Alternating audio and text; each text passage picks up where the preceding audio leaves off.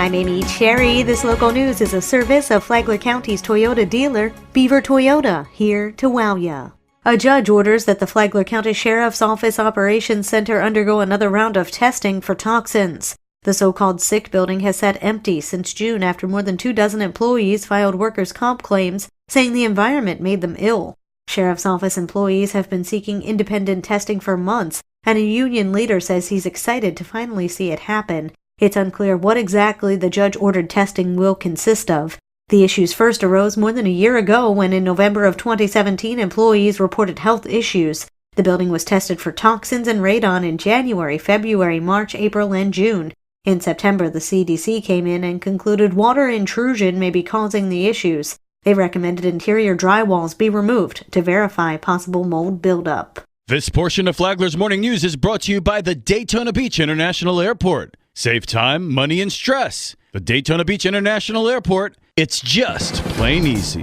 While some cities and counties sometimes cannot agree on things, this week it's not true for Palm Coast and Flagler County. County Administrator Craig Coffey said they passed 3 interlocal agreements this week. One was over 911 addressing. One was over the 800 megahertz system. Coffey said that Palm Coast and Flagler County had been disputing some money for the system, but now they've resolved their differences. He said the 3rd interlocal agreement was Airport Commons. Whether it's in the city, annexation, all the kind of issues. Coffey said they were able to work through that, too. He said that Flagler County commissioners signed off on their agreements on Monday, and Palm Coast signed off on theirs on Tuesday. From the WNZF Newsroom, I'm Deb Albertson.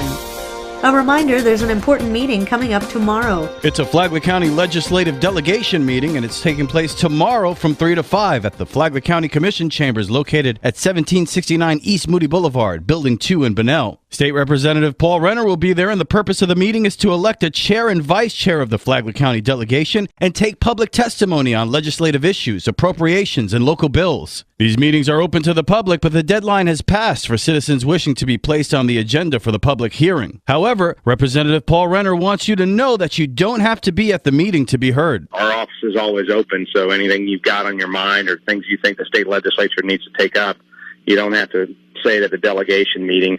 You can call us anytime, and we'll be happy to listen. From the WNZF Newsroom, I'm Rich Carroll. The state's education commissioner visits Flagler County schools a day after she announced she'd be stepping down in the new year.